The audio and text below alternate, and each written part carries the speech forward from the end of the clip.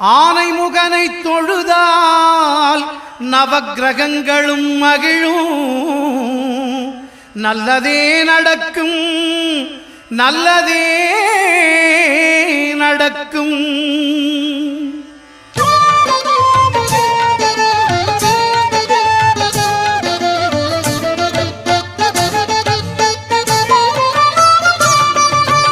ஒன்பது கோளும் ஒன்றாய் காண